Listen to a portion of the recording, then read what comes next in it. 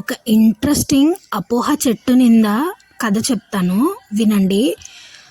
ఆ మర్రి చెట్టు దగ్గరికి రాత్రిపూట ఎప్పుడు వెళ్ళకు. ఇంతవరకు సుమారు 100 మందిని బలిగొంది ఆ చెట్టు అన్నాడు వీర్రాజు. చ ఊరుకో, మర్రి చెట్టు మనుషుల్ని బలిగొనడం ఏంటి? నీ మూఢనమ్మకం కానీ, నీకు ఈ మధ్య మరీ చాదస్తం ఎక్కువైపోయింది అన్నాడు పోతరాజు. సరే నీ ఇష్టం, నేను చెప్పవలసింది చెప్పాను, తర్వాత నీ ఇష్టం. కావాలంటే ఈ లిస్ట్ చూడు. ఆ ఊర్లో బెర్రీ బెక్కం జబ్బుతో గడిచిన 10 ఏళ్ళలో చనిపోయిన వారి పేర్లు చెప్పాడు వీర్రాజు. ఓర్ని, అదేదో వింత జబ్బు వచ్చి చనిపోయిన వారి పేర్లు చెప్పి అది మర్రి చెట్టు మాయా అని చెప్తావేంటి? నిజంగా అక్కడ ఏమైనా భూతబేత పిశాచాలు ఉంటే మనుషులు అక్కడే చనిపోవాలి కదా. ఊర్లోకి వచ్చి కొన్నాళ్ళు జబ్బుతో బాధపడి చావడం ఏంటి? అందులో మర్రి చెట్టుకి భూతాలకి కలిసి వచ్చేదేంటి? వెటకారంగా నవ్వుతూ అన్నాడు పోతరాజు. అయితే నీ కర్మ, నీకు ఎంత చెప్పినా వినట్లేవు. నేనైతే అక్కడికి వెళ్ళొద్దనే చెప్తాను అన్నాడు వీర్రాజు. ఇన్ని చెప్తున్నావు, నువ్వెప్పుడైనా వెళ్ళావా అక్కడికి అని అడిగాడు పోతరాజు. వెళ్ళలేదు, కానీ వెళ్ళిన వారికి మంచి సంగీతం వినిపించి తర్వాత దేవకన్యల్లాంటి ఆకారాలు వచ్చి చుట్టుముట్టి మనిషిని కౌగిలించుకుని వెళ్ళిపోతారట. ఆ కన్యలు తాకినప్పుడు ముళ్ళు గుచ్చుకున్నట్టు ఉంటుందట అని చెప్పాడు వీర్రాజు. రాత్రి సరే, పగటిపూట కూడా అక్కడికి ఎవరు వెళ్ళడం లేదు అక్కడికి అని అన్నాడు పోతరాజు. రాత్రున్న భూతాలు పగలు కూడా ఉంటాయి, అయితే కనిపించకుండా ఉంటాయని మన ఊరు ప్రజలు భయం. అందుకే సుమారు చెట్ల పరిసరాల్లో పంటలు పండించడానికి కూడా రైతులు వెళ్ళడం లేదు అన్నాడు వీర్రాజు. సరే చూద్దాం, ఎప్పటికైనా లోగుట్టు తెలియక మానదు, మన ఊరివారు భయం పోక మానదు అని అన్నాడు. నువ్వు సుమారు 10 ఏళ్ల నుండి ఇక్కడ లేవు, దుబాయ్ పోయి వచ్చావు. ఇక్కడ మర్రి చెట్టు భూతాల హంగమ నీకు తెలియదు. ఇక్కడ ఎవ్వడికి కంటి మీద కొనుక్కుండడం లేదు తెలుసా అన్నాడు వీర్రాజు. అదేంటి, రాత్రిపూట మర్రి చెట్టు దగ్గరికి వెళ్తే కదా భయం, వెళ్ళకపోతే ఏమీ లేదు కదా అని సందేహం వ్యక్తం చేశాడు పోతరాజు. అలా కాదు, ఊళ్ళో ఎవరైనా సంతోషంగా హాయిగా ఏ బాధబందీ లేకుండా ఉన్నా ఆ భూతాలకు గిట్టదు. ఏదో రోజు వచ్చి ఆ కుటుంబ సభ్యులు ఎవరినో ఒకరిని ఎత్తుకుపోయి వాటి ప్రభావం చూపి వదిలేస్తాయి. అందుకే అందరూ చీకటైతే చాలు తలుపులు బిగించి కుటుంబం అంతా బిక్కు బిక్కుమంటూ ఇంట్లోనే ఉంటున్నారు అని మరో కొత్త వింత చెప్పాడు వీర్రాజ్.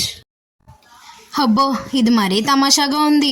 ఊళ్ళో పనులు వ్యవసాయం మానేసి దెయ్యాల భయంతో గడపాల్సి వస్తుందన్నమాట అని అన్నాడు పోతరాజు. అన్నమాట ఏంటి, ఉన్నమాటే అని అన్నాడు వీర్రాజు. అయితే నువ్వెక్కడుంటున్నావు? 12 ఏళ్ల క్రితమే మీ కుటుంబం మొత్తం మసూచి వచ్చి చనిపోయింది. అప్పుడు నువ్వు అమెరికాలో ఉన్నావని తెలిసింది. లేకపోతే నువ్వు చనిపోయి ఉండేవాడు వంట కదా అని అడిగాడు పోతరాజు. అవును, అది వేరు, అది నిజంగా మసూచి రోగం. ఇప్పుడు ఇది దెయ్యం ఇస్తున్న రోగం అని అన్నాడు వీర్రాజు. అయినా కోట్లాధికారివి, నువ్వెక్కడికో దూరం పోయి బ్రతకకుండా ఇక్కడ ఎందుకు దెయ్యాలు భూతాలు భయం భయం మధ్య ఒంటరిగా ఉంటావు? అయినా రాత్రిపూట నువ్వు ఊర్లో ఒంటరిగా తిరుగుతున్నావంట, ఎందుకు అని అడిగాడు పోతరాజు. నేను ఈ ఊరు మేలు కోరేవాణ్ణి. ఊర్లో మర్రి చెట్టు భూతాలు పెడితే ఉందని చెప్పి అందరినీ జాగ్రత్త పరచడమే నా బాధ్యత. నాకు ఉన్న ఆస్తి చాలు, నా అన్నవారు ఎవరూ లేరు కదా. నేను బ్రతికినా చచ్చినా ఒకటే, నేను తెగించాను. అందుకే నన్ను ఏ భూతం ఏమీ చేయలేదు అని అన్నాడు వీర్రాజు. సరే, పొద్దుపోయింది, ఇళ్లకు వెళ్ళిపోదాం పద, లేట్ అయితే దెయ్యాలు వస్తాయి అని ఎక్కువ వ్యంగ్యంగా మాట్లాడి వెళ్ళిపోయాడు పోతరాజు. ఆ రాత్రి చాలాసేపు పోతరాజుకి నిద్ర పట్టలేదు. వీర్రాజు చెప్పింది పచ్చి అబద్ధం. ఈ రోజుల్లో ఇంకా దెయ్యాలు భూతాలు అంటూ అనాగరికంగా ఉండడం దేనికి అనుకుంటూ ఇంట్లో అందరూ నిద్రపోయిన తర్వాత మర్రి చెట్టు వైపు వెళ్ళాడు పోతరాజు. చెట్టు కిందకి వెళ్ళాడే కానీ పోతరాజు గుండె వేగంగా కొట్టుకుంటుంది. సరిగ్గా అప్పుడే చెట్టు ఆకులు గలగలా రాలాయి. సన్నని సంగీతం వచ్చింది. రాజా రాజా ఏమి కోరిక అంటూ రాగాలతో పాటలు వినిపించాయి. అసలే అమావాస్య, కారు చీకటి, భీకరంగా నక్కలు కుక్కలు పక్షులు అరుస్తున్నాయి. పోతరాజు భయంతో ఊర్లోకి పరిగెత్తబోయాడు.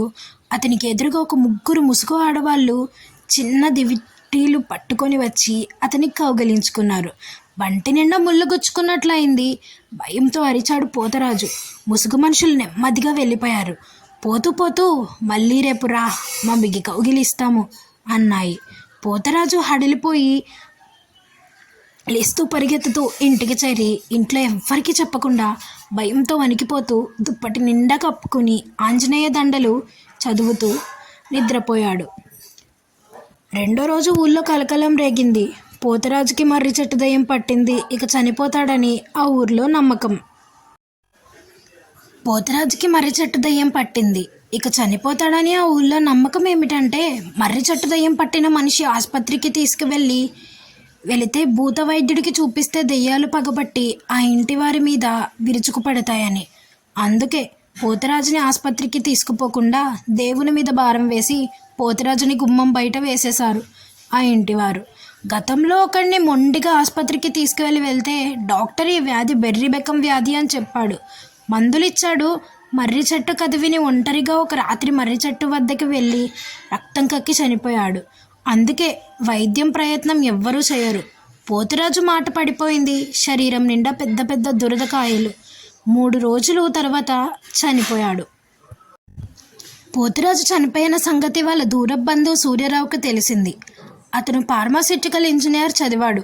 పోతురాజు శరీరంపై ఉన్న బొబ్బర్లు కేవలం ఎక్స్పైర్ డేట్ ఇంజెక్షన్స్ వల్ల వచ్చాయని గ్రహించాడు. వెంటనే పోలీసులకు ఫిర్యాదు చేసి గ్రామస్తులను ఒప్పించడానికి ప్రయత్నించి దెయ్యాలు భూతాలు లేవు, ఇందులో ఏదో కుట్ర ఉందని చెప్పి వాళ్లకు భయం పోవడానికి అతని మిత్రుడు జిల్లా ఎస్పీ రాయుడు సాయంతో సుమారు 100 మంది పోలీసులను ఊర్లో రాత్రిపూటకిస్తే తిరిగి ఏర్పాటు చేశాడు. అయితే గ్రామస్తులు సూర్యారావుకి దండం పెట్టి నువ్వు ఊర్లో మరికొంత అనర్థాలు లేపొద్దు, ఊరు విడిచి వెళ్ళిపోమన్నారు. సూర్యారావు మైండ్ గేమ్ మార్చాడు. దెయ్యాలు ఉంది నిజమే అని ఊర్లో ప్రజల ముందు ఒప్పుకొని భద్రత నిమిత్తం పోలీసులు అవసరమని గ్రామస్తులకు నచ్చజెప్పాడు. పోలీసులు ప్రణాళిక ప్రకారమే మర్రి చెట్టు దెయ్యం ఉండడం నిజమే, మేము ఊర్లో ఉండి ఎవ్వరూ అటువైపు వెళ్లకుండా చూసుకుంటాం అని దండోరా వేయించారు. వీర్రాజు నేరుగా సూర్యారావు వద్దకు వెళ్ళి ఇంతవరకు నేను ఊరిని రక్షిస్తున్నాను, ఈ మధ్య చాలా రోజుల నుంచి దెయ్యాలు బెడదలేదు, పోతరాజు నా మాట వినలేదు అనుభవించాడు, ఇక నువ్వు రచ్చ చేయకుండా వెళ్ళిపో అని బ్రతిమిలాడాడు. మర్రి చెట్టు దెయ్యాల చరిత్ర పూసగుచ్చినట్టు చెప్పాడు. సూర్యారావుకి క్లూ దొరికింది. ఆ రాత్రి అర్ధరాత్రి ఎవ్వరికీ తెలియకుండా వీర్రాజును అరెస్ట్ చేయించాడు. సడన్గా మర్రి చెట్టు దగ్గరికి వెళ్ళాడు. ఈసారి చెట్టు దగ్గర ఎప్పుడూ లేనంత భయంకరమైన అరుపులు కేకలు వచ్చాయి. ఊరు బిక్కుబిక్కుమంటూ వణికిపోయింది. ఒక్కసారిగా తుపాకీల మోతము వినిపించింది. అక్కడే భీకర పోరాటం జరిగింది. మర్రి చెట్టు దగ్గర ఆ తతంగం జరుగుతుండగానే తెల్లారిపోయింది. పోలీసులు ఊళ్ళోకి 10 మంది ముసుగు మనుషుల్ని ఈడ్చుకొచ్చారు.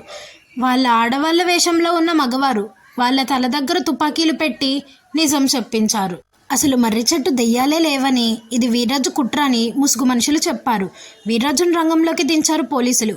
అప్పుడు చెప్పాడు వీర్రాజు, ఆ మర్రి చెట్టు మా పూర్వీకులు నాటారు. ఒకప్పుడు బాగా డబ్బున్న మేము చెట్టుని ఇలవెల్పుగా నమ్మి మా ఇంట్లో వారికి మసూచి రోగం వచ్చినా వైద్యం చేయకుండా చెట్టుకు మొక్కాము.